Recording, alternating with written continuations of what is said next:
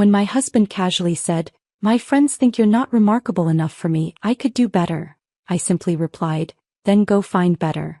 That same day I quietly canceled our plans, the gifts, everything. 2 weeks later at 4 a.m. his closest friend called me in tears. "Please answer. Something happened tonight and it's about you." I woke up to Emmett packing a suitcase. "What are you doing?" I asked, still groggy, checking the clock. 6:15 in the morning. "I'm going to Marcus's place for a few days." He didn't look at me, just kept folding shirts with aggressive precision. "I need space to think about our relationship. About whether this is really what I want." I sat up. "Whether what is what you want?" "This. Us." He gestured vaguely at our bedroom, at me, at the 7 years of marriage contained in furniture and framed photos. "You're a great person, Cora. But my friends have been asking questions. About why I'm with someone who doesn't really have ambitions. Someone who's just comfortable. Not impressive." The word landed like a slap. Sienna said something last night that really stuck with me. She said I was too remarkable to be with someone unremarkable. And I think she's right. He zipped the suitcase. "So I'm going to take some time. Figure out if I want to stay in this marriage or if I want to find someone more aligned with where my life is going." He walked toward the door, suitcase in hand. "Emmett," I said. He turned back, probably expecting tears, expecting me to beg him to stay. "Before you go, I need to tell you something about my work. About what I've actually been doing for the last 3 years while you thought I was just comfortable and unremarkable." He set down the suitcase, annoyed. "Cora, this really isn't the time. My company was just acquired for $21 million. My share is $12.7 million. I said it calmly, clearly, watching his face process information that didn't fit his narrative. "So yes, take your time at Marcus's place. Think about whether you want to find someone more impressive. And while you're doing that, I'll be planning something special for your birthday. Don't worry, you and all your friends are invited." His mouth opened. Nothing came out. "Oh, and Emmett? The apartment lease is in my name. So take all the time you need. Just not here." The silence that followed was the most satisfying sound I'd heard in 7 years. He stood frozen in the doorway, suitcase handle gripped in one hand, his brain visibly trying to process what I'd just said. I could see the calculations happening behind his eyes. 12.7 million, company acquisition, 3 years. Trying to reconcile the numbers with the woman he thought he knew. "You're lying," he said finally. His voice was flat, defensive. "You don't have a company. You do freelance consulting from the apartment." "I do crisis management consulting," I corrected. "For tech companies. Data breaches, PR nightmares, executive scandals. The kind of disasters other firms won't touch." I reached for my phone on the nightstand, pulled up my email, turned the screen toward him. "This is from Catalyst Ventures. The acquisition closed yesterday. Would you like to read the wire transfer confirmation?" He didn't move. Didn't reach for the phone. Just stared at me like I'd suddenly started speaking a language he didn't understand. "My business partner's name is Maya Chin. We started the firm 3 years ago, right around the time you got that promotion you were so proud of. Remember? When you came home talking about your new title and your raise and how you'd finally made it." I set the phone back down. "I was happy for you. I made your favorite dinner. I listened to you talk about your success for 2 hours. I never mentioned that I'd just signed my first 7-figure client." "Why?" The word came out strangled. "Why wouldn't you tell me?" "I thought about that. Really thought about it. Because you were so proud of being the successful one," I said finally. "The breadwinner. The remarkable husband with the supportive wife. And I actually thought, that letting you have that narrative was what a good wife did. That making myself smaller so you could feel bigger was love." I got out of bed, walked past him to the closet. Started pulling out clothes for the day. A simple black dress. Professional. The kind of thing I wore to client meetings when I needed to project authority. "I supported you for 2 years after you finished grad school," I said, keeping my voice level. "While you were interning at firms that paid nothing. I paid our rent. I paid our bills. I never mentioned it because I thought that's what partners did." Emmett was still standing in the doorway, pale now, the suitcase hanging forgotten in his hand. "Last year when your firm restructured and cut your salary, I covered the shortfall. You were embarrassed, so I didn't make a big deal about it. Just quietly transferred money from my business account to our joint account so you wouldn't have to worry." I pulled the dress off its hanger. The Tesla you've been test driving every weekend? I made a down payment last week. $20,000. Surprise. Cora. The apartment we live in, the lease is in my name. Has been since before we got married. You moved in with me, not the other way around. I turned to face him. The furniture, the art on the walls, the car you drive, I bought all of it. Not because I was keeping score, but because I thought we were building a life together. I thought we were partners. His face had gone from pale to gray. I didn't know. No, you didn't. Because you never asked. The words came out sharper than I'd intended, years of suppressed frustration finally finding their edge.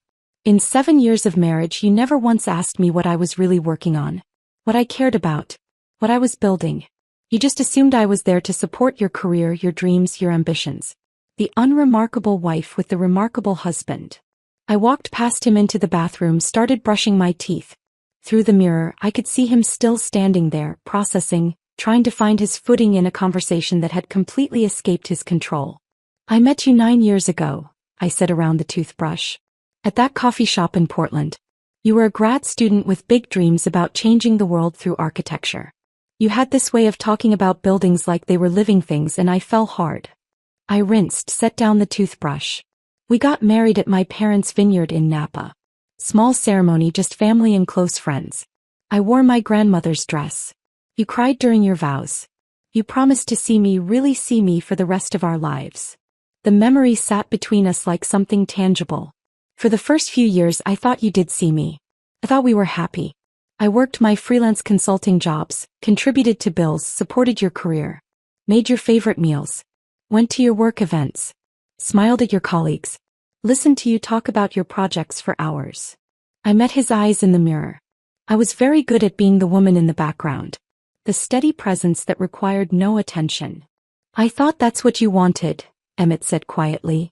You never said you wanted more. I shouldn't have had to say it. I turned to face him directly. You should have asked. In 7 years, you should have wondered at least once if there was more to me than what you could see on the surface. He set down the suitcase finally, ran his hands through his hair. I don't understand. If you had all this success, this company, this money, why did you hide it? Why did you let me think that I was unremarkable? I finished for him. Because I thought you needed to be the successful one. I thought that's what you wanted. And maybe, I paused, surprised by the realization even as I said it out loud. Maybe I was testing you. Seeing if you'd love me when you thought I was ordinary. When there was nothing impressive about me to reflect well on you. The test results were in. He'd failed spectacularly. You said Sienna told you I was unremarkable, I said. When was that conversation? Last night. At dinner. He looked uncomfortable. A bunch of us went out after work. Marcus, Devin, Harper, Sienna. We were talking about relationships, careers, life stuff. And Sienna, she didn't mean it in a bad way, she just said she thought I could probably do better. That I was too accomplished to be with someone who didn't have the same level of ambition. And you agreed with her. It wasn't a question, but he answered anyway. I thought she had a point. I nodded slowly. Hey. So this morning you woke up and decided to pack a bag. To go to Marcus's place and think about whether you wanted to stay married to your unremarkable wife. Is that about right? When you say it like that. How should I say it, Emmett? I walked back into the bedroom, started making the bed. You were leaving me. Not with conversation or honesty or any attempt to work through whatever you were feeling. You were just packing a suitcase and walking out at 6 in the morning so you could avoid the mess of an actual breakup. He winced. I was going to call you later. Explain everything properly. How generous. I smoothed the comforter, fluffed the pillows. Well, you don't have to call now. You can explain everything properly right here. Tell me exactly what made you think I was unremarkable. I'm genuinely curious. Emmett shifted his weight, deeply uncomfortable now. It's not that you're unremarkable. It's just, you don't have ambitions. You work from home. You don't have a title or a career path or a 7-figure income. He stopped. Or a multi-million-dollar company. Or clients in 6 countries. Or acquisition offers from 2 Fortune 500 companies. I sat down on the edge of the bed. Which part of that sounds unambitious to you? I didn't know about any of that. Because you never asked. I repeated it, letting it sink in. 7 years, Emmett. You never asked. The morning light was starting to filter through the blinds, casting stripes across the bedroom floor. Somewhere outside I could hear traffic building, the city waking up, people starting their ordinary days with their ordinary problems. My problem was no longer ordinary. "I want you to go to Marcus's place," I said finally. "I want you to take your time thinking about whether I'm remarkable enough for you. And while you're doing that, I'm going to be doing something too." "What?" "Planning your birthday party." I smiled, but it wasn't warm. "You said your friends are all invited, right? Marcus, Devon, Harper, Sienna? The ones who think I'm so unremarkable." He nodded slowly, wary now. "Good. Because I already have a reservation at Atelier Rousseau for your birthday. I made it 4 months ago. Michelin-starred restaurant, 3-month waitlist, the works. I was going to surprise you with a private dinner, just the two of us." I stood up, walked to my closet, started getting dressed. "But I think I'm going to modify the reservation. Make it a group event. Something memorable." "Cora, what are you planning?" I pulled the black dress over my head, zipped it up. "I'm planning to give you and your friends exactly what you want. The truth about who I really am. No more hiding. No more being unremarkable." I grabbed my laptop bag from the desk, my car keys from the dresser. "The apartment lease is in my name, like I said. So take your suitcase and go to Marcus's place. Take a week. Take 2 weeks. Take however long you need to decide if you want to find someone more impressive than me." I walked to the bedroom door, then paused and looked back at him. "But Emmett, don't miss your birthday dinner. I promise, it's going to be unforgettable." I drove to Maya's apartment in the Mission District, arriving just after 7:30. She lived on the 3rd floor of a converted Victorian, the kind of place with original hardwood floors and bay windows that caught the morning light. I'd barely knocked when she opened the door, already dressed, coffee already made. "Tell me everything," she said, pulling me inside. I collapsed onto her couch and did. The suitcase. The speech about being unremarkable. The way he'd looked at me when I told him about the acquisition. The invitation to his birthday dinner that was going to become something else entirely. Maya listened without interrupting, her expression shifting from shock to anger to something that looked almost like vindication. When I finished, she poured us both coffee and sat down across from me. 3 years, she said quietly. 3 years you've been hiding what we built because you were afraid of how he'd react. I wasn't afraid. Yes, you were. You were terrified he'd feel diminished. That he'd be threatened. That he wouldn't be able to handle having a wife who was more successful than him. She set down her cup. And guess what? You were right. The second his friends questioned whether you were remarkable enough, he started packing a suitcase. The words stung because they were true. Maya and I had met in college freshman year, randomly assigned as roommates in a dorm that smelled like old carpet and ambition. She was studying computer science. I was studying business management. We'd stayed up late talking about the companies we'd build someday, the impact we'd make, the way we'd change industries that desperately needed changing. After graduation, we'd gone separate ways for a few years. She'd worked at a tech startup in Austin. I'd done consulting for various firms in San Francisco. But we'd stayed close, talking every week, sharing ideas, watching each other's careers develop. Then 3 years ago, over drinks at a wine bar in North Beach, Maya had pitched me an idea. Crisis management for tech companies, she'd said. But not the corporate BS kind. The real kind. When a company has a data breach and millions of customer records get exposed. When an executive gets caught doing something awful and the board needs damage control. When everything is on fire and the traditional PR firms are too scared to touch it. I'd been intrigued immediately. Why us? Because we're good at putting out fires. Because we understand tech. And because no one expects 2 women to walk into a room and fix what their overpaid consultants couldn't. She'd grinned. Also, we'd make a fortune. She hadn't been wrong. We'd started small. Maya handled the technical side, understanding the systems, the breaches, the vulnerabilities. I handled the people side, the executives, the boards, the carefully crafted statements that acknowledged problems without creating legal liability. Our first client had been a mid-size fintech company that had exposed 3 million users' financial data through a coding error. They'd hired us out of desperation after 2 other firms had turned them down. We'd fixed it in 6 weeks. Contained the PR damage. Implemented new security protocols. Turned a catastrophe into a case study in responsible crisis response. Word spread fast in the insular world of tech executives. By the end of year 1 we'd billed $800,000. By the end of year 2, $2.3 million. Last year, $4.2 million. We were expensive. We were discreet. And we were devastatingly effective at saving reputations and careers when everything was falling apart. 6 months ago, 2 Fortune 500 companies had approached us about acquisition. They wanted our methods, our client list, our expertise. But most of all, they wanted us. The offers had been staggering. The kind of numbers that made my accountant develop a nervous tic when he showed me the projections. But both offers came with the same condition. We had to go public. Our LLC structure had kept our names hidden, offering anonymity to clients who valued discretion above everything else. But if we wanted 8-figure payouts, we needed to become the public faces of what we'd built. I'd hesitated. For months, I'd told Maya I needed more time, that I wasn't ready, that going public would complicate things at home. The truth was simpler and more pathetic. I was afraid of how Emmett would react. I should have told him years ago, I said now, staring into my coffee. When we first started making real money. When we landed our first 7-figure client. I should have just been honest. Why weren't you? Maya asked gently. I thought about that. Really thought about it. Because he was so proud of being the successful one. The breadwinner.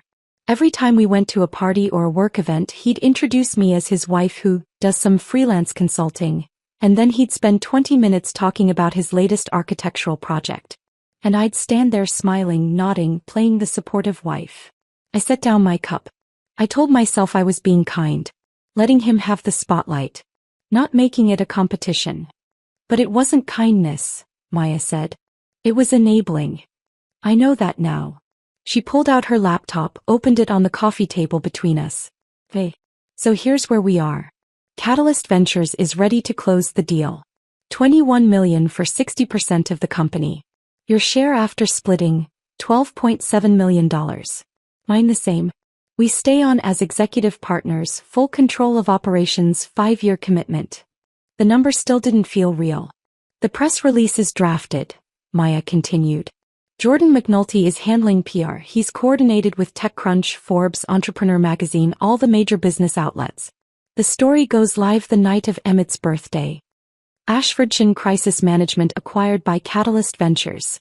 2 women built an 8-figure company while everyone was looking the other way. She glanced up at me. That's the angle Jordan wants to lead with. The invisible founders. The women who built something extraordinary while staying completely under the radar. It's a good story, Cora. People are going to eat it up. I thought about Emmett seeing that story. About Marcus and Devin and Sienna and Harper. All the friends who'd decided I wasn't remarkable enough. Scrolling through their feeds and seeing my face beside Maya's. Seeing the numbers. Seeing the truth they'd been too lazy or too dismissive to discover on their own. When's the board meeting? I asked. Friday. 3 days from now. The investors want to finalize terms, sign papers, make it official. Maya closed her laptop. Are you ready for this? Really ready? Because once we do this, there's no going back to invisible. We're the face of the company. Every success, every failure, every decision, it's public now. I'm ready, I said. And I meant it. That afternoon, I went home and pulled out every piece of documentation I'd been maintaining for the past 3 years. Partnership agreements with Maya. Client contracts with NDAs and confidentiality clauses. Bank statements showing wire transfers and quarterly earnings. Tax returns that told a story Emmett had never bothered to read. I'd been supporting us financially for the last 18 months. Ever since his architecture firm had gone through restructuring and cut his salary by 30%. He'd been embarrassed, angry at himself, worried about money. I'd quietly transferred funds from my business account to our joint account, covering the difference so seamlessly he'd never noticed. The apartment we lived in. My name was the only one on the lease. I'd bought it 5 years ago before we got married, back when I was still freelancing and saving aggressively. Emmett had moved in after the wedding. We'd never bothered changing the paperwork. The furniture, the art on the walls, the expensive coffee maker he used every morning. I'd bought all of it. Not because I was keeping score, but because I'd had the money and he'd had student loans he was still paying down. The car he drove. The laptop he used for work. The tailored suits that photographed well at client meetings. All of it funded by the unremarkable wife doing her freelance consulting from home. I made copies of everything, organized it chronologically, created a simple presentation with clean slides and undeniable numbers. Then I pulled up the folder I'd labeled, Support, 2 years ago when Emmett had graduated and started looking for work. 2 years of rent payments while he interned at firms that paid nothing but promised experience. The $15,000 I'd loaned him for professional camera equipment, high-end gear for architectural photography that would make his portfolio stand out. He'd promised to pay me back when he got his first real paycheck. That was 4 years ago. We'd never discussed it again. The $8,000 website redesign by a professional developer who'd made Emmett's online portfolio look slick and sophisticated. The $3,000 I'd spent on his membership to the American Institute of Architects. The countless dinners and client lunches I'd funded while he was networking and building connections. I'd never thought of it as keeping score. I'd thought of it as partnership, as investment in our shared future, as the invisible work that held relationships and households together. But looking at the numbers now, spread across my desk in neat columns of debits and credits, I realized I'd been subsidizing more than his career. I'd been subsidizing his ego. Funding the fiction that he was the successful one, the remarkable one, the generous husband who'd been kind enough to marry someone ordinary. My phone buzzed. A text from Emmett. Can we talk? I've been thinking about what you said. I stared at the message for a long moment. Then I typed back. Not yet. Enjoy your time at Marcus's place. We'll talk at your birthday dinner. Another buzz, almost immediate. About that. Maybe we should cancel the dinner. Keep this between us. I smiled at the screen. He was starting to understand that something was coming. Starting to feel the first tremors of the earthquake I was about to trigger. No, I typed back. Your friends were instrumental in helping you see how unremarkable I am. They deserve to be there when you find someone better. Dinner is still on. Saturday, 8 p.m. Atelier Rousseau. Don't be late. I silenced my phone and went back to my documentation. 3 days until the board meeting. 10 days until Emmett's birthday. 10 days until everyone who'd ever called me unremarkable learned exactly what they'd been too blind to see. I pulled up the reservation for Atelier Rousseau on my laptop and clicked the modification button. Changed the party size from 2 to 12. Added a note requesting the semi-private dining room with presentation capabilities. Then I called the restaurant directly. This is Cora Ashford. I have a reservation for the 15th. I'd like to make some special arrangements. The maitre d' at Atelier Rousseau was a woman named Colette, French accent still thick despite 20 years in San Francisco. She listened to my requests with the practiced neutrality of someone who'd seen everything. The semi-private dining room. Yes, we have availability for your date. And you'd like presentation equipment. A screen and connection for my laptop. Nothing elaborate. Just clean and professional. Of course. And the menu. The chef's tasting menu. All 12 guests. Wine pairings. I paused. And Colette. I need absolute discretion. The guest of honor doesn't know about the modifications I'm making. Something flickered in her expression. Curiosity maybe, or recognition of a story she'd heard variations of before. Naturally, Ms. Ashford. We pride ourselves on discretion. I hung up and immediately my phone buzzed with a text from Emmett. His first of what would become many. This is crazy. Can we please just talk? I set the phone face down on my desk and went back to work. Over the next 3 days the messages came in waves.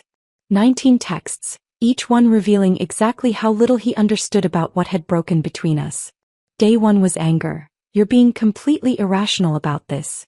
I was just being honest. That's what we're supposed to do in a marriage. Day 2 shifted to confusion. I don't understand why you're shutting me out.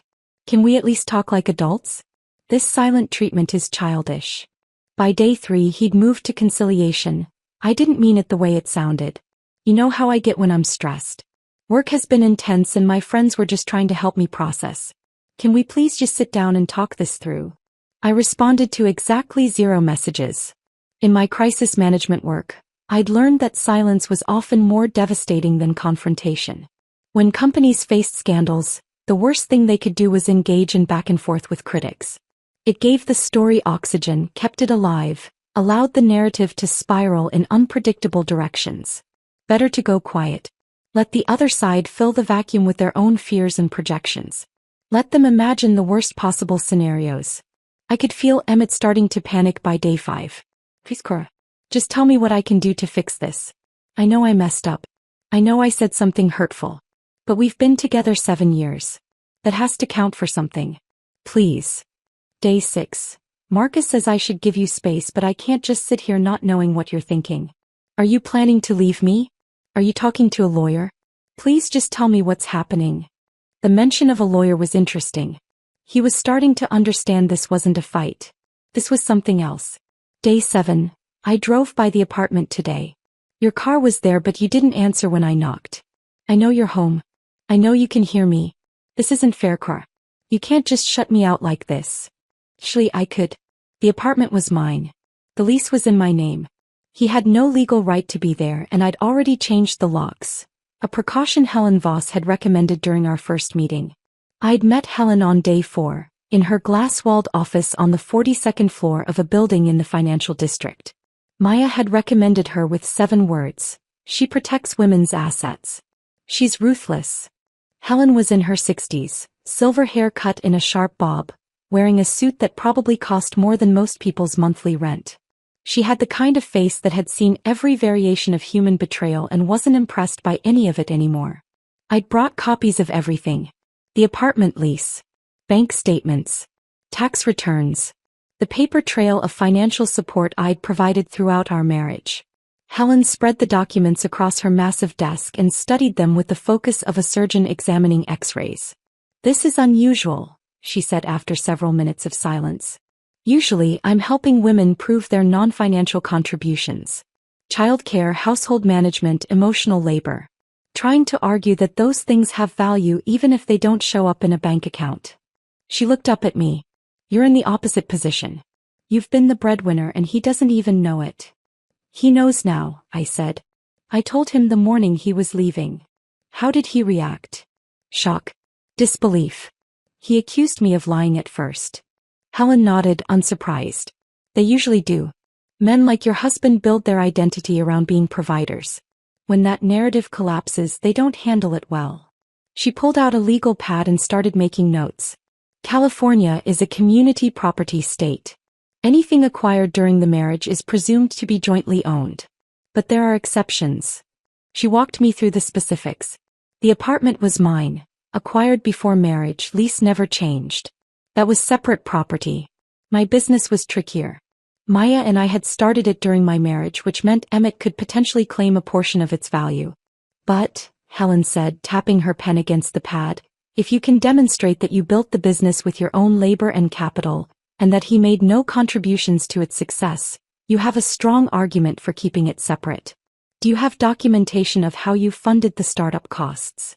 Everything came from my personal savings. From before we were married. Good. And did he ever contribute financially to the business?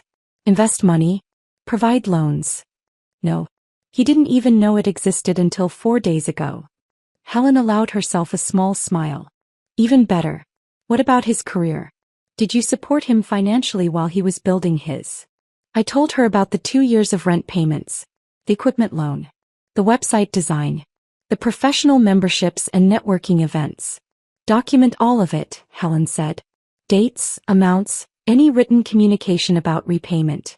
In California, when one spouse supports the other's education or career development, that can be considered a separate contribution that offsets community property claims. She drew up preliminary separation papers. Advised me on asset protection. Explained how to separate our bank accounts without triggering suspicion. Are you sure you want to do this? Helen asked as I was leaving. 7 years is a long time. People say things they don't mean when they're stressed or influenced by friends. Sometimes marriage counseling can. 7 years of being invisible is long enough, I said. Helen studied me for a moment, then nodded. All right. I'll have the papers ready by early next week. But Ms. Ashford? Once you file, there's no putting this back in the box. Make sure this is really what you want. I thought about Emmett's suitcase. About the casual cruelty of being called unremarkable. About 7 years of making myself smaller so he could feel bigger. It's what I want, I said. On day 8, I met with Jordan McNulty at a cafe in the Mission. He was already there when I arrived, sitting at a corner table with his laptop open and 2 coffees waiting. Jordan was in his early 40s, perpetually dressed like he'd just come from a meeting with important people, which he usually had. He'd built his career managing product launches for tech companies, the kind of careful narrative construction that turns software releases into cultural moments. "You're finally doing it," he said when I sat down. "Going public with what you've built." I explained the situation. The marriage ending. The acquisition closing in less than 2 weeks. The birthday dinner I was planning for Emmett and his friends. Jordan listened without interrupting, his expression shifting from surprise to something that looked almost like admiration. "This is delicate," he said when I finished. "We can't make it look like you're announcing the acquisition to humiliate your husband. It has to be about the business. About you and Maya stepping into your power. The personal stuff, the marriage, the birthday dinner, that stays personal." "I'm not trying to humiliate him," I said. "I'm just done hiding." "I know. But the press won't see it that way if we're not careful. They'll make it about revenge, about a bitter wife getting back at her husband. That's not the story we want." He pulled up a draft press release on his laptop. Ashfordshire Crisis Management acquired by Catalyst Ventures. 2 women built an 8-figure company while everyone was looking the other way. We lead with the business achievement. The innovation. The fact that you've been handling some of the biggest tech crises of the last 3 years and nobody knew your names. That's the story. When does it go live? I'm thinking Saturday night. 11 p.m. After your dinner. He glanced at me. That gives you your moment with Emmett and his friends. Then while they're all processing what you told them, the press release hits. By morning it's everywhere. Tech blogs, business news, LinkedIn. The story becomes about your success, not about your marriage. Can you coordinate with Forbes? TechCrunch. Already have. They're hungry for this story. Secret female founders who built something massive? That's catnip for business press right now. He closed his laptop. "But Cora, I need you to understand something. Once you're visible, you can't go back to invisible. People will have opinions about you. About your business. About your marriage. They'll dissect your life on social media. Are you ready for that?" I thought about the last 7 years. About introducing myself as Emmett's wife at parties and watching people's eyes glaze over with disinterest the moment they learned I just did some consulting. About being remarkable in secret because I was afraid of what visibility would cost. "I'm ready," I said. On day 14, the morning of Emmett's birthday, I woke at 5 a.m. to an email from Maya with the subject line, "We did it. Wire transfer confirmed. We're rich. $12.7 million just hit your account. Check it." "I'll wait." I pulled up my banking app with shaking hands. The number was there. Undeniable. 7 figures followed by more figures than I'd ever seen in my personal account. I waited for euphoria. For tears. For some big cinematic moment of triumph. Instead, I felt calm. Clear. Like I'd been walking through fog for 7 years and someone had finally turned on the sun. The money wasn't the point. The point was I'd built something real while everyone was looking the other way. I'd proven, to myself if no one else, that remarkable wasn't something someone else got to decide about you. I got out of bed and walked to my closet. Pulled out the midnight blue silk dress I'd bought last week specifically for tonight. Simple cut, expensive fabric, the kind that whispered instead of shouted. I showered, did my makeup, styled my hair.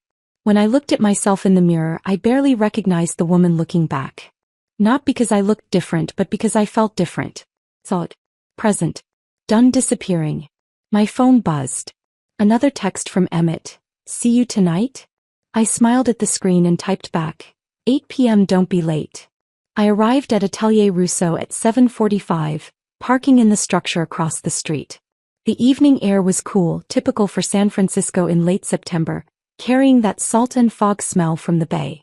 I walked the 2 blocks to the restaurant, my heels clicking against the pavement in a steady rhythm that felt like a countdown. The restaurant's exterior was understated, just a brass plaque beside a dark wooden door, the kind of place that didn't need to announce itself because everyone who mattered already knew where it was. I'd walked past it a dozen times with Emmett over the years, watching him slow down each time, his eyes lingering on the couples disappearing through that door into whatever magic waited inside. "Someday," he'd say. "When I really make it, we'll go there." I'd made the reservation 4 months ago. Back when I still thought we meant something. Colette was waiting inside, elegant in black, her French accent still thick despite what I knew was 20 years in San Francisco. She recognized me immediately. We'd spoken on the phone 3 times in the past week, finalizing details. "Miss Ashford," she said, extending her hand. "Everything is prepared exactly as you requested." "Thank you, Colette." She led me past the main dining room, past tables of well-dressed couples speaking in low voices over wine that cost more per bottle than most people's weekly groceries. We went through a corridor lined with black and white photographs of the Parisian food markets, then through a door into the semi-private dining room I'd reserved. It was perfect. The table was set for 12 champagne flutes catching the light from the Edison bulbs overhead. The menus were already placed. I'd pre-selected the chef's tasting menu, 7 courses, wine pairings with each. In the corner, discreet but visible, was the screen and projector I'd requested, already connected to the restaurant's Wi-Fi network. "The presentation equipment is ready," Colette said. "You'll be able to connect directly from your laptop. And I've briefed the sommelier. Champagne will be poured when you give the signal." I pulled out my laptop, tested the connection. The first slide appeared on the screen, a simple title slide with my company logo. I advanced through the presentation quickly, making sure everything was in order. The acquisition announcement, the financial documentation, the timeline of support. All of it clean, professional, undeniable. "Perfect," I said, disconnecting. "I'll reconnect when I'm ready. Will you be joining the party immediately, or would you prefer to wait at the bar?" "The bar," I said. "I want to watch them arrive." Colette led me back to the main room and settled me at the far end of the bar, positioned so I could see the entrance and the corridor leading to the private dining room. She placed a glass of sparkling water in front of me without asking. "For clarity," she said quietly, and I appreciated her understanding. I needed to be clear tonight. Present for every moment of what was about to happen. The first guests arrived at 7:53. Marcus and Devin, Emmett's college roommates, both of them dressed in suits that screamed finance money. Marcus had put on weight since I'd last seen him at a barbecue 2 summers ago. Devin had shaved his head, probably trying to get ahead of the balding that was clearly winning. They looked around with confusion, checking their phones, comparing notes. Through the window, I watched them show each other their text messages, invitations I'd sent from an unknown number claiming to be from Emmett. Colette greeted them smoothly, confirmed they were here for the Ashford party, and led them to the private dining room. I watched their faces as they passed. Curiosity, uncertainty, the beginning of that social anxiety that comes from not knowing what role you're supposed to play. Harper arrived next at 7:57, Emmett's colleague from Morrison & Associates. I'd met her exactly 3 times in 7 years, twice at company holiday parties and once at a dinner celebrating Emmett's promotion. She was the kind of woman who dressed like she was perpetually on her way to an important meeting. Sharp blazer, crisp blouse, heels that added 3 inches but somehow still looked practical. She greeted Marcus and Devin with the kind of professional warmth that didn't quite reach genuine friendship, and I realized she probably didn't know them well either. We were all supporting players in Emmett's life, kept carefully separated so we never compared notes. At 8 o'clock exactly, Sienna walked in. I'd never met her in person, but I recognized her from the photos Emmett had shown me. Tall, blonde, the kind of pretty that looked expensive to maintain. She was wearing a dress that probably cost what most people spent on rent. Emerald green, fitted, the kind that demanded attention in any room. This was the woman who'd told Emmett I was unremarkable. The friend whose opinion had mattered more than 7 years of marriage. I watched her greet the others with easy confidence, watched her laugh at something Marcus said, watched her settle into the room like she belonged there. Like this was her party, her celebration, her stage. Not for long. Colette offered champagne. Sienna accepted. The others followed suit. They clustered in the private dining room, visible through the glass partition, their body language shifting from confusion to that forced social energy people adopt when they're not sure what's happening but don't want to seem uncool. I checked my phone. 8:02. Emmett was late. Then the door opened and there he was. He stood in the entrance for a moment, scanning the restaurant, and I watched the confusion bloom across his face when he spotted his friends through the glass. He pulled out his phone, checked it like he might have missed a message explaining what was happening. He was wearing the charcoal suit I'd bought him 18 months ago when he'd made senior design lead. The one I'd had tailored specifically to his measurements at a shop in North Beach that charged $200 just for the alterations. The Italian leather shoes I'd given him last Christmas, the ones he'd worn to every important meeting since then. He looked successful. Polished. Like a man who had his life figured out. I knew exactly how much of that image I'd funded. His eyes swept the room searching and finally landed on me at the bar. I watched him process it, his wife alone watching him, something unreadable in her expression. He started walking toward me, his face cycling through emotions. Confusion gave way to hope, hope tinged with uncertainty. Uncertainty bleeding into the beginning of fear as he registered something in my posture that told him this wasn't going to be the reconciliation he'd convinced himself was coming. "Cora," he said when he reached me. "What's going on? Why are Marcus and Devin here? And Sienna?" "It's your birthday dinner," I said calmly. "I invited the people whose opinions matter most to you. But I thought you said we should talk.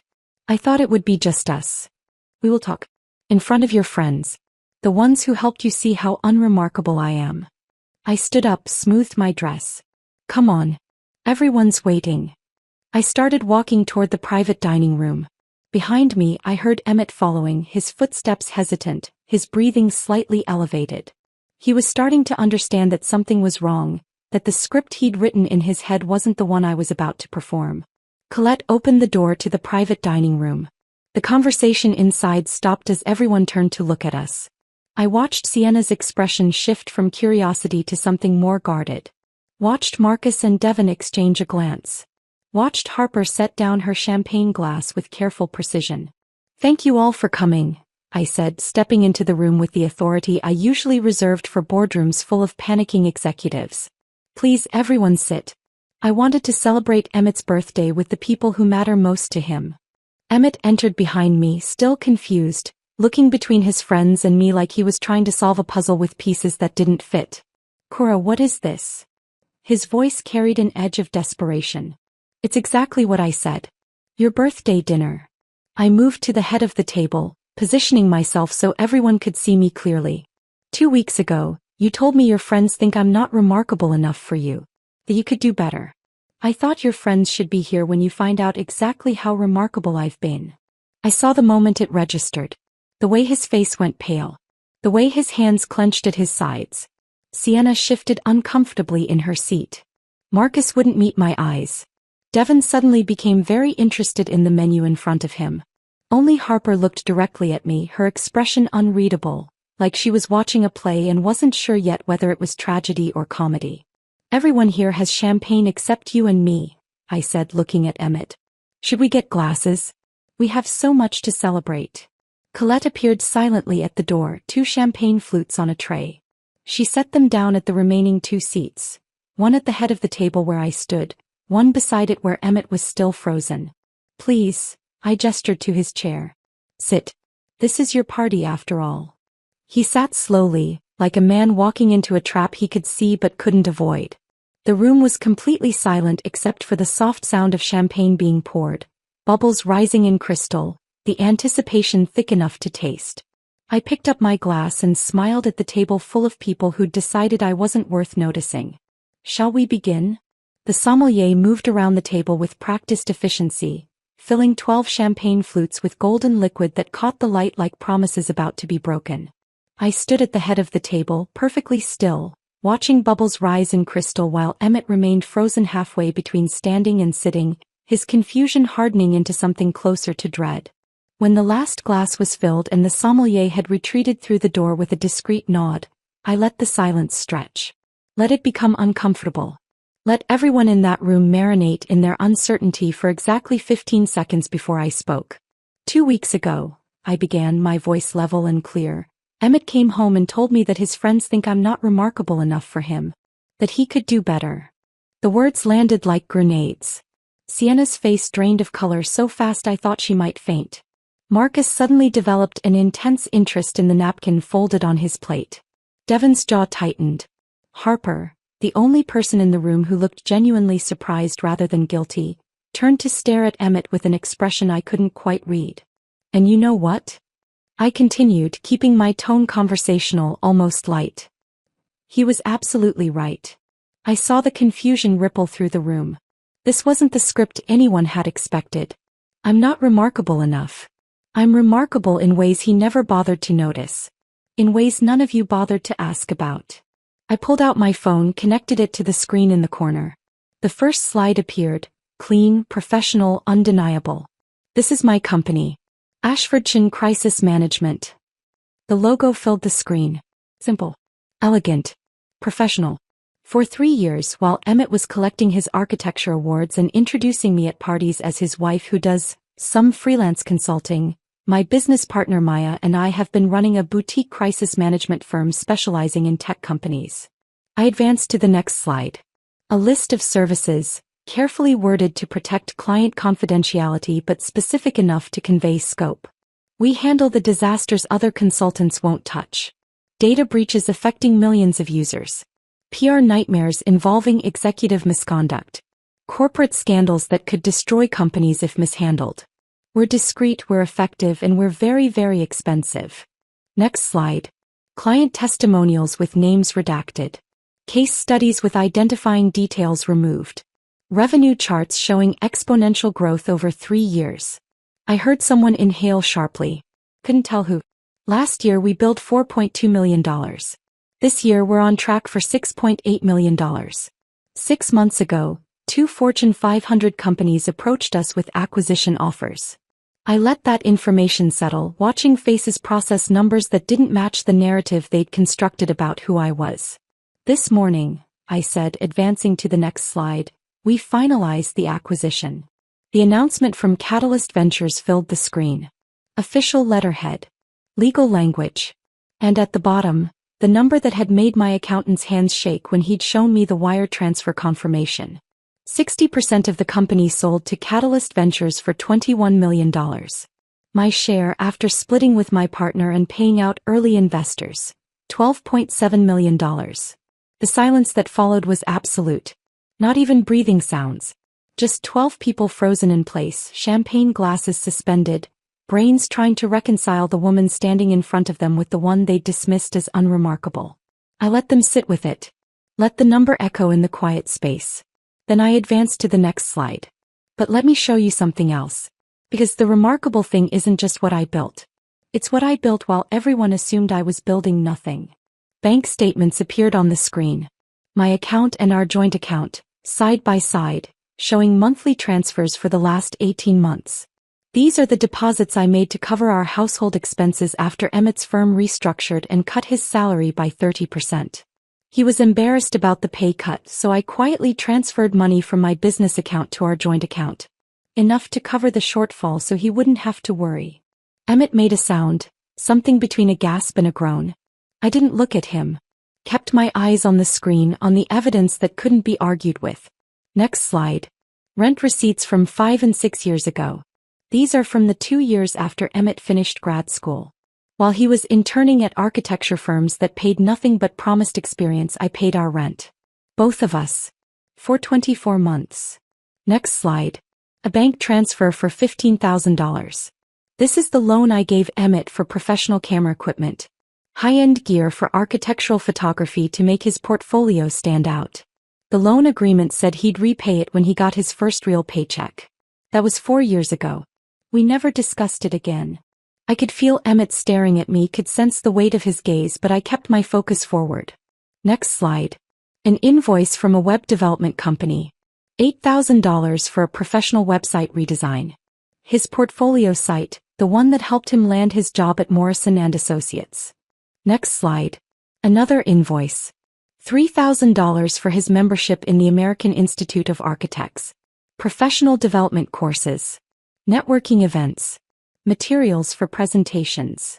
Slide after slide.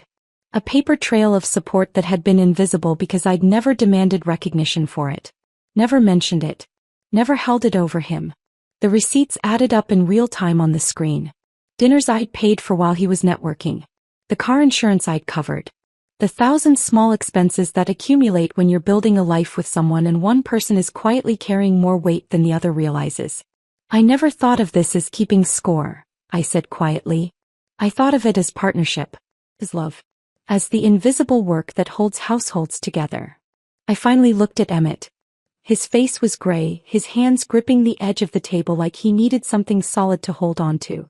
But looking at these numbers now, I realize what I was actually doing. I was subsidizing your ego. Funding the fiction that you were the successful one, the breadwinner, the remarkable husband generous enough to marry someone ordinary. I turned to face the whole table. And all of you helped maintain that fiction. Because it was easier to assume I was unremarkable than to ask what I actually did. Easier to judge me for not having an impressive job title than to wonder if maybe I was building something you couldn't see. Sienna was crying silently, tears running down her face unchecked. Marcus had his head in his hands. Devin was staring at the table like he wanted it to swallow him. Harper was still looking at Emmett with that unreadable expression. Something between disappointment and disgust. The apartment we live in, I continued, the lease is in my name. Has been since before we married. Emmett moved in with me, not the other way around. The furniture, the art, the car he drives, I bought all of it. Not because I was keeping score but because I had the money and he had student loans he was paying down. I disconnected my phone from the screen. The slides disappeared, leaving just a blank white rectangle that somehow felt louder than the images had been. I kept all of this quiet because I thought that's what a good wife did. I thought being remarkable meant being invisible. I thought love meant making myself smaller so my partner could feel bigger. I picked up my champagne glass. The weight of it felt significant, ceremonial. I was wrong about all of that. And Emmett, you were wrong too. Not about me being unremarkable, you were wrong about what remarkable looks like. I raised the glass, watching the light catch in the liquid, creating tiny prisms that scattered across the white tablecloth. I paid for this dinner. Every course, every wine pairing, every moment of this evening. Consider it a birthday gift and a severance package.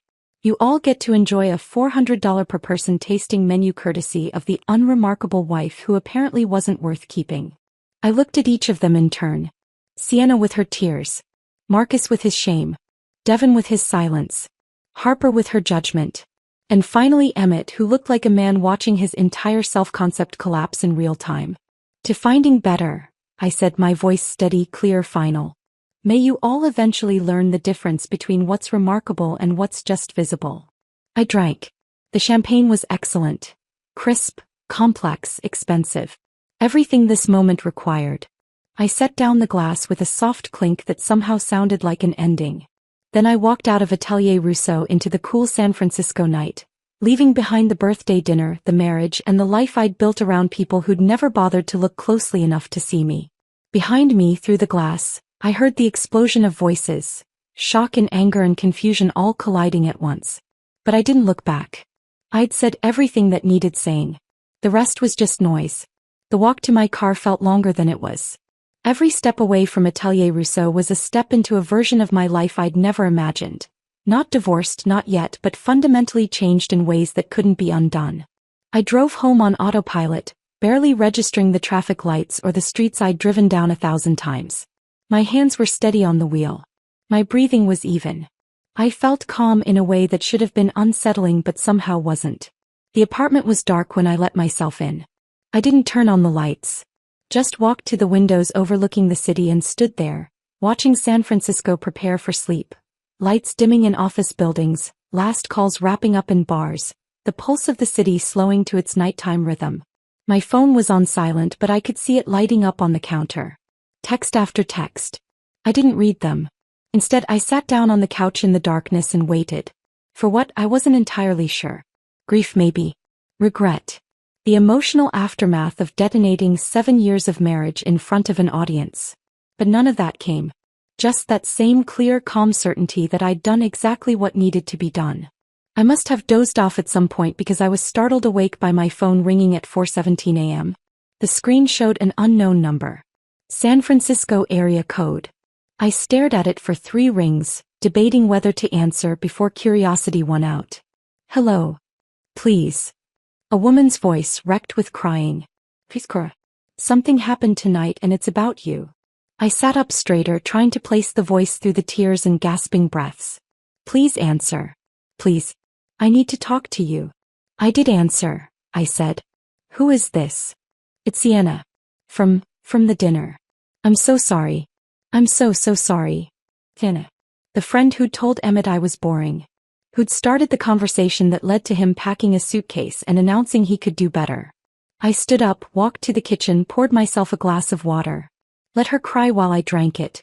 Sienna, I said finally, my voice calm and clinical, the tone I used with clients in crisis. It's 4 a.m. What happened? After you left, she managed between sobs. Everything fell apart. Emmett tried to explain it away. Tried to say you were exaggerating, that the company wasn't really yours, that you were just trying to make him look bad. I leaned against the counter, phone pressed to my ear, waiting. But Harper pulled out her phone. She found the press release. It went live at 11. It's everywhere, Cora. Everywhere. TechCrunch, Forbes, LinkedIn. Crisis management firm Ashfordshire acquired for 8 figures. Your picture is right there with your partners. The whole story about building the company in secret. I pulled up my own phone with my free hand, scrolled through notifications I'd been ignoring. He was right. Jordan's press release had exploded across the tech news ecosystem. My face and Maya's were on the homepage of TechCrunch. Forbes had already posted an article with the headline, The Invisible CEOs. How 2 women built an 8-figure company while no one was watching. We all just stared at him, Sienna continued, her voice breaking. We sat there in that restaurant with your champagne and your expensive dinner, and we stared at the man who told us his wife was unremarkable while the entire internet learned the truth. And what did Emmett do? I asked. He tried to leave. Just stood up and tried to walk out. But Marcus stopped him. Said they weren't done talking. So we all followed him outside onto the sidewalk. I could picture it. The 5 of them standing on the street outside one of San Francisco's finest restaurants. Saturday night crowds walking past, having the kind of confrontation that draws stares. We were angry, Sienna said. All of us. Even Devin, who never gets angry about anything. We felt used. Like Emmett had been lying to us too, making you look small so he could look big. What did you say to him? Marcus asked why you would hide success like that from your own husband unless you didn't trust him. Devin asked if Emmett had ever actually asked about your work or just assumed he knew everything worth knowing about you. She paused, struggling to control her breathing. And Emmett couldn't answer. He just stood there with his mouth opening and closing, and he couldn't answer. I heard muffled sounds in the background, Sienna blowing her nose, trying to pull herself together. Harper was the worst, she continued. She just looked at him with this expression of complete disgust and said, You've been living off your wife's money while telling us she was nobody. And that's when Emmett broke down. Broke down how? Crying. Right there on the sidewalk. Started saying he didn't know that you'd hidden it from him, that it wasn't fair for you to ambush him like that in front of everyone. Sienna's voice dropped to almost a whisper. But Marcus said something that shut him up completely. What did Marcus say? He said, Did you ever ask? In 7 years of marriage, did you ever ask your wife what she was really working on, what she cared about, what she was building? Or did you just assume she was there to applaud you? The question hung between us through the phone line. The same question I'd been asking myself for weeks now. Had Emmett ever really asked? Had he ever looked at me and wondered if there might be more beneath the surface than what he could see? The answer was obvious and painful. No. He never had. He didn't have an answer to that either, Sienna said. Just stood there crying while people walked past staring at us. Eventually Harper called him a car. Told him to go to Marcus's place like he'd planned and think about the kind of person he'd become. Is that why you're calling? I asked. To give me updates on Emmett's breakdown? No. I'm calling because, she broke off, crying harder. Because I need you to know we were wrong. So completely, devastatingly wrong. About you. About what remarkable looks like. About everything. I waited for her to continue. I started that conversation, she said. At dinner 2 weeks ago. We'd all had too much wine and we were talking about relationships and careers and life stuff. And I said, God, I said you were sweet but boring and maybe Emmett should think bigger. Maybe he should be with someone more ambitious, more exciting, someone who matched his level of success. And everyone agreed, I said. Not a question. Yes. Everyone agreed. Because it was easy to look at you and make assumptions. Easy to see a quiet wife at work events and think she must not have anything interesting going on. Easy to never ask questions. Sienna, I said, my voice harder now. Why are you calling me at 4 a.m? Because Emmett is destroyed and I don't know if he's crying because he hurt you or because everyone knows the truth now. And I need to know which one it is. I need to know if there's any part of him that actually feels bad for what he did to you or if he's just embarrassed that everyone found out. I thought about that distinction. The difference between remorse and regret. Between feeling sorry for the harm you caused and feeling sorry for the consequences you're facing. Those are two very different things, I said. Yes. Sienna's voice was small. They are. And I don't think it's the first one. You're probably right. Is there any chance, she asked suddenly, desperately, any chance you could forgive him? That you could try again? He's been texting all of us saying he understands now, that he sees what he did, that he wants to make it right. I walked back to the window, looked out at the city starting to wake up. Early morning joggers. Delivery trucks. The sun just beginning to lighten the sky from black to deep blue. No, I said. There isn't a chance. But if he's really learned, if he's really changed. Sienna, he didn't change. He got caught. There's a difference. I leaned my forehead against the cool glass. And even if he had changed, even if this somehow transformed him into a person capable of seeing me clearly, I don't want to be there for his transformation. I don't want to be the test case for his growth. So it's really over? It was over the moment he packed that suitcase, I said. Everything since then has just been epilogue. She was quiet for a long moment. Then, what you did tonight, showing us all the truth like that, was it revenge? I considered the question honestly. No, I said finally. It wasn't revenge. Revenge requires wanting someone to suffer. I didn't want that. I just wanted people to stop living in the comfortable fiction Emmett had built. I wanted the truth to be visible. Well, it is now, Sienna said softly. Very, very visible. Good. Cora. Her voice was tentative now, like she was afraid to ask but needed to anyway. Do you hate us? For what we said, for how we talked about you? No, I said, surprising myself with the honesty of it. I don't hate you. I just don't think about you at all anymore. That seemed to land harder than hatred would have. I have to go, I said. It's late. Or early. Whatever this is. It is. Thank you. For answering. And I'm sorry. For all of it. I know, I said. But Sienna, don't call me again. I hung up before she could respond. The sky was definitely lighter now. Morning coming whether I was ready for it or not. I looked at my phone, at the 53 unread messages, at the notifications from news sites and LinkedIn and people I hadn't heard from in years suddenly reaching out to congratulate me. I turned the phone off completely. Then I went to bed and slept better than I had in months. I woke up at 11:30 to sunlight streaming through windows I'd forgotten to cover and the persistent buzz of my phone vibrating against the nightstand. For a moment I didn't remember where I was or why I felt simultaneously exhausted and wired. Then it all came back. The dinner. The presentation. Walking out of Atelier Rousseau. Sienna's 4 a.m. phone call. I reached for my phone and immediately regretted it. 53 unread emails. 27 missed calls. Text messages that had stopped loading because there were too many to display at once. I scrolled through the emails first, watching the subject lines blur past. Interview request Forbes. Podcast invitation How I Built This. TechCrunch wants to feature you. Entrepreneur Magazine Your Story. Book deal interest literary agent. Congratulations from former clients. Messages from investors I'd spoken to once at conferences years ago, suddenly remembering my name and asking about expansion opportunities.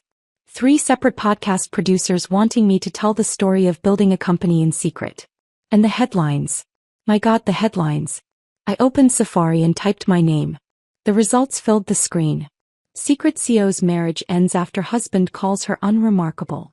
The woman who built an 8-figure company while her husband thought she was nobody. From invisible to unstoppable. One woman's revenge on being underestimated. Tech executive exposes husband's belittling at his own birthday party. Some articles were sympathetic, framing me as a woman who'd finally stood up for herself.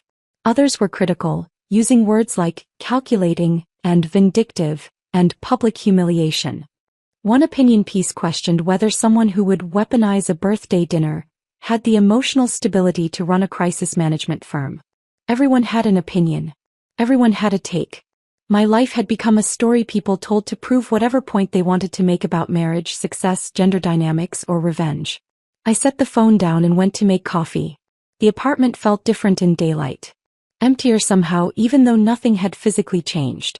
It was still my furniture, my art on the walls, my coffee maker on the counter. But it felt less like home and more like a stage set waiting for the next scene. I was halfway through my first cup when someone knocked on the door. I looked through the peephole and saw Maya holding a paper bag and 2 to-go cups of coffee. "I brought reinforcements," she said when I opened the door. "Bagels from that place in the Mission you like. And better coffee than whatever you're drinking." She walked in without waiting for an invitation, set everything on the kitchen counter, and pulled me into a hug that lasted longer than either of us typically tolerated. "You did it," she said when she finally let go. "You actually did it." "Did what?" "Destroyed my marriage in front of an audience." "Stopped hiding." She opened the bag, pulled out bagels and cream cheese. "Stopped making yourself small. Stopped letting him take credit for the life you built." We settled on the couch with food and better coffee, and Maya filled me in on her morning. "I've given 3 interviews already. Forbes, TechCrunch, and NPR's Marketplace. Turned down 5 others because I figured we should coordinate our messaging." She took a bite of her bagel. "Jordan's been handling most of the press requests, but they specifically want both of us. The story of 2 women building something this big in secret. It's catnip for business media right now." "How bad is it?" I asked. "The personal stuff?" Maya pulled out her phone, scrolled through something. "It's everywhere. The dinner, the presentation, the acquisition announcement. Someone at the restaurant must have talked because there are details about what you said, what you showed on the screen. Twitter's having a field day. Half the people are calling you a hero. The other half think you're a villain." She handed me her phone. I scrolled through the tweets. "This is what we mean when we say women's work is invisible." She was literally funding his entire life and he called her unremarkable. Imagine being so fragile you can't handle your wife being successful. Men are embarrassing. She humiliated him at his birthday dinner in front of all his friends. That's not empowerment, that's cruelty. Play stupid games, win stupid prizes. He called her unremarkable. She showed receipts. Fair trade. I handed the phone back. "I don't know if I can read any more of that." "You shouldn't," Maya said. "None of it matters. What matters is we have a company to run and suddenly everyone knows who we are." She set down her bagel. "Do you regret it? The way you did it? Going public at the dinner instead of just filing for divorce quietly?" "I thought about that. Really thought about it." "No," I said finally. "I don't regret telling the truth. I regret that it took him calling me unremarkable for me to realize I'd been making myself invisible. That I'd spent 7 years shrinking so he could expand." Maya nodded slowly. "You know this changes everything, right? We can't go back to being anonymous. We're the face of Ashfordshire now. People are going to have opinions about us. About how we dress, what we say, who we date, what we believe. We're public figures now, whether we wanted to be or not." "I know. Are you ready for that?" I looked at my phone, at the 53 emails and 27 missed calls and the hundreds of social media notifications I hadn't even begun to process. "I guess I have to be." Maya stayed for another hour, helping me draft responses to the most important interview requests, coordinating with Jordan on messaging strategy, making a list of decisions that needed to be made about the company's public presence now that we were no longer invisible. When she left, I finally opened my personal email and found what I'd been avoiding. 12 messages from Emmett, sent throughout the night and early morning. I read them in chronological order, watching the progression like a time-lapse of someone's self-concept collapsing.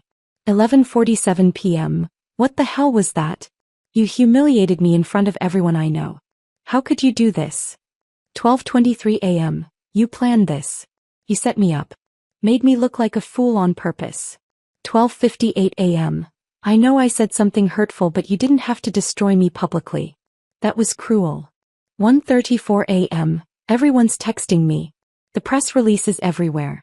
Why didn't you tell me? Why did you hide it?" 2:15 a.m. "I don't understand. You never told me you had a company. You never said you were successful. How was I supposed to know?" 2:47 a.m. "I didn't know you were supporting us financially. You never mentioned the rent payments or the loans. Why didn't you tell me?" 3:03 a.m. "Marcus asked if I ever asked about your work. If I ever wondered what you were building. And I couldn't answer him." 3:33 a.m. "I see it now. I see what I did. How I never asked. How I never looked. How I made you small because I needed to feel big. I don't know if you'll ever read this, but I'm sorry. Not for getting caught. For what I did to you every day for 7 years. The last message was different from the others. Less defensive. More raw. Like he'd finally stopped trying to manage the situation and started actually thinking about what he'd done. I read it twice, looking for manipulation, for the careful word choice of someone trying to produce a specific response. Found only exhaustion and something that might have been genuine understanding. I deleted all 12 messages anyway. My phone rang. Helen Voss, my lawyer. Good afternoon, she said when I answered, her voice carrying a warning note I recognized from our first meeting. I hope you've been resting after your eventful evening. Barely. What's wrong? Emmett retained counsel this morning. Richard Castellano, family law. He's expensive and aggressive, and he called me an hour ago asking about our intentions regarding separation. My stomach dropped. Already. He moves fast. That's part of why he's expensive. I heard papers rustling on her end. I told him you're prepared to file for dissolution, that you're seeking no community property claims given that the apartment and business assets are clearly separate property.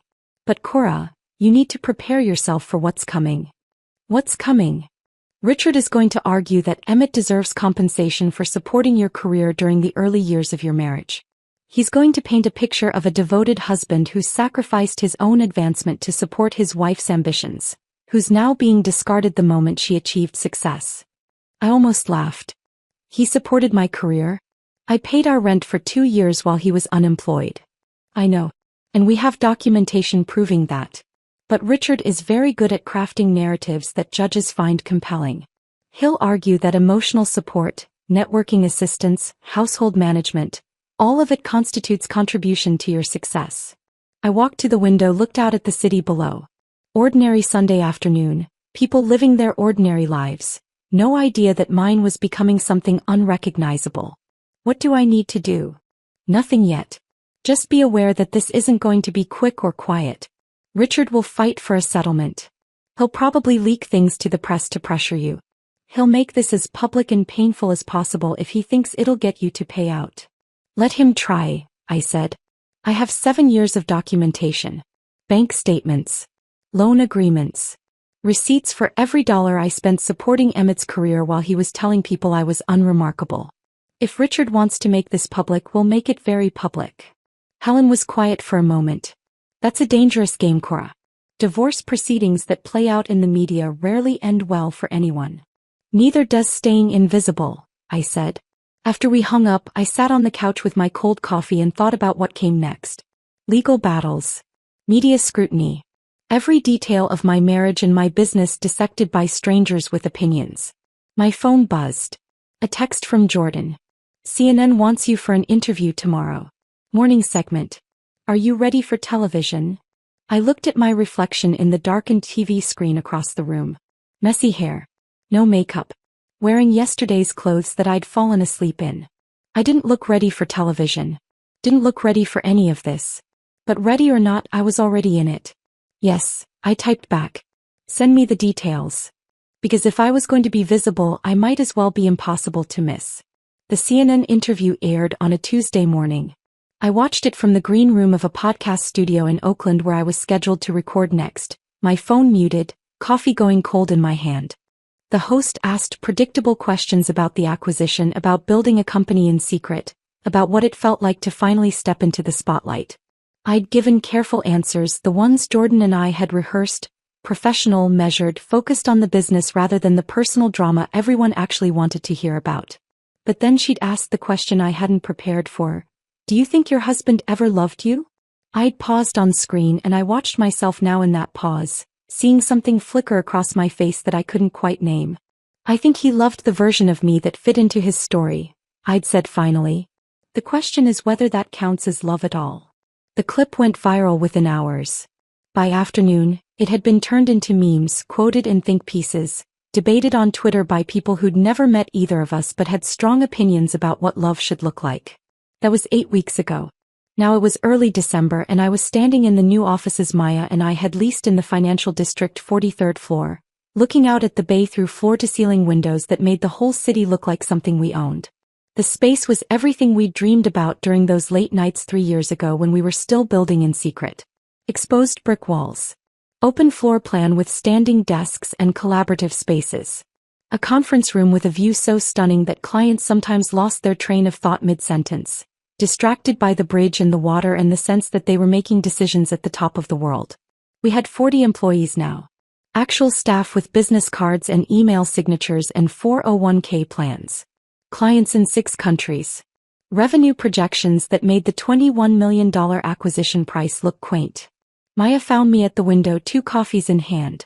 She passed me one without speaking, and we stood there together watching the city move below us. Forbes article is live, she said finally. I pulled out my phone. There it was, The Invisible Powerhouses. How Cora Ashford built an 8-figure company while her husband thought she was unremarkable. The headline made me wince. I'd asked them to focus on the business, on the work Maya and I had done, on the innovative approach we'd taken to crisis management. But editors loved a personal angle, and my personal angle had become the story everyone wanted to tell. It's good, Maya said. Really good. They focused on the company, on our client success stories, on the methodology we developed. The personal stuff is just context. I scrolled through the article. He was right. It was well written, fair, comprehensive.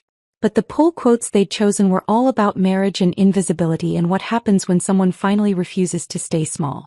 The comments are brutal, I said, scrolling further. Don't read the comments. Never read the comments. But I couldn't help myself. The opinions ranged from supportive to savage, everyone projecting their own experiences and grievances onto my story. She's a hero for exposing him. She's vindictive for humiliating him publicly. This is what feminism looks like. This is what narcissism looks like. I locked my phone and put it in my pocket. How are you doing? Maya asked. Really doing? I don't know, I said honestly. Some days I feel clear and strong and certain I did the right thing. Other days I wonder if I could have handled it differently. Been less public. Less dramatic. You weren't dramatic. You were honest. There's a difference. Tell that to the internet. Maya turned to face me fully. Cora, you spent 7 years making yourself invisible so your husband could feel impressive. You built a multi-million-dollar company while he was telling people you did some freelance work. When you finally told the truth about who you were and what you'd built, people called it revenge. But it wasn't revenge. It was just refusing to participate in his fiction anymore. I knew she was right. Knew it intellectually. But knowing something and feeling it are different things. My phone buzzed. An email from an address I didn't recognize but a name I did. Emmett. I stared at it for a long moment before opening it. Cora, I've had time to think. To really think about what I did, what I said, who I was.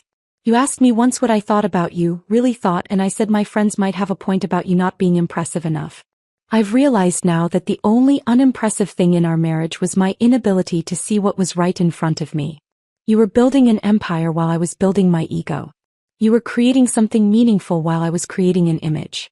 I don't expect forgiveness. I don't deserve it. I just wanted you to know that I see you now. Really see you. And you're the most remarkable person I've ever known. I'm sorry it took losing you to figure that out. I read it twice, searching for traces of the feeling I'd had 9 years ago when I met him in that coffee shop in Portland. The excitement. The hope. The belief that we were building something real together. Found nothing but a quiet recognition that some lessons come too late. I deleted the email and put my phone away. He reached out again? Maya asked. Last time. I'm blocking the address. Good. We stood at the window for a few more minutes, watching the city, before Maya had to leave for a client meeting. I stayed behind, looking out at the bay, at the bridges connecting San Francisco to the rest of the world, at the boats cutting white lines through gray water. A month later I gave my first keynote speech. The tech conference in Austin had 2,000 people in attendance, most of them younger than me, hungrier than me, trying to build the kinds of companies Maya and I had already sold. I stood backstage in the wings, listening to my introduction, feeling the particular terror that comes from knowing you're about to walk onto a stage under lights bright enough to blind you. Please welcome Cora Ashford, CEO of Ashfordshire Crisis Management. The applause started and I walked out into the light. I talked for 30 minutes about invisibility as a strategy, about building in the shadows until what you've created becomes undeniable. I talked about the cost of making yourself small, about the years I'd spent diminishing my own accomplishments because I thought that's what partnership required. And I talked about the moment I decided to stop. Not because I wanted revenge, though that's how everyone framed it, but because I finally understood that remarkable wasn't something someone else got to decide about me. The applause when I finished was thunderous. People stood. Some were crying. Afterward, in the green room, a young woman approached me. She couldn't have been more than 25, eyes bright with that particular hunger that comes from wanting to prove yourself worthy of the space you occupy. My boyfriend told me I should focus on supporting his startup instead of building my own, she said. He said two entrepreneurs in a relationship would be too competitive. That someone needed to be the support system. What did you say? I asked. Nothing yet. But after hearing your talk, I'm going home and breaking up with him. I smiled. Good. Is that what you would do? In my position? I thought about that. About 7 years of supporting Emmett's career while quietly building my own. About the price of invisibility and the cost of visibility. About the woman I'd been and the woman I'd become. I'd ask yourself one question, I said. Does he make you feel bigger or smaller? Does being with him expand your sense of what's possible or contract it? If the answer is contract, you already know what to do. She nodded, thanked me, and walked away with the kind of determined stride that suggested she'd already made her decision. On a Friday evening in mid-December, 3 months after the dinner that changed everything, I stood in my apartment. My apartment, paid for with money I'd earned, filled with furniture I'd chosen, and looked out at San Francisco glittering in the winter dusk. My phone buzzed. Maya asking if I wanted to grab dinner. Thai place in the Mission? I typed back. See you in 30. I thought about Emmett sometimes. Wondered if he'd learned the lesson or just learned to hide his assumptions better with the next person. Wondered if he told his version of our story at dinner parties, casting himself as the victim of a vindictive woman who'd hidden her success to make him look bad. I thought about Sienna and Marcus and Devin and Harper. Whether they'd changed how they measured people or just gotten more careful about saying their judgments out loud. But mostly I thought about the woman I'd been. The one who made herself small. Who built empires in secret. Who believed love meant disappearing until there was nothing left of yourself but the reflection in someone else's eyes. And I thought about the woman I'd become. Visible. Valued. Finally taking up the space I'd earned. Emmett had called me unremarkable, and in doing so he'd given me permission to stop performing. Stop shrinking. Stop asking for permission to be exactly as extraordinary as I'd always been. I grabbed my coat and keys, locked the door behind me, and headed out into the December evening. The city was alive with lights and movement and possibility. And I was finally, undeniably, unforgettably visible. That quiet revolution, from invisible to unforgettable, turned out to be the most remarkable thing of all. If this story of reclaiming your power had you hooked from start to finish, hit that like button right now. My favorite part was when Cora revealed those bank statements at the birthday dinner, showing who really funded everything. What was your favorite moment? Drop it in the comments below. Don't miss more empowering stories like this.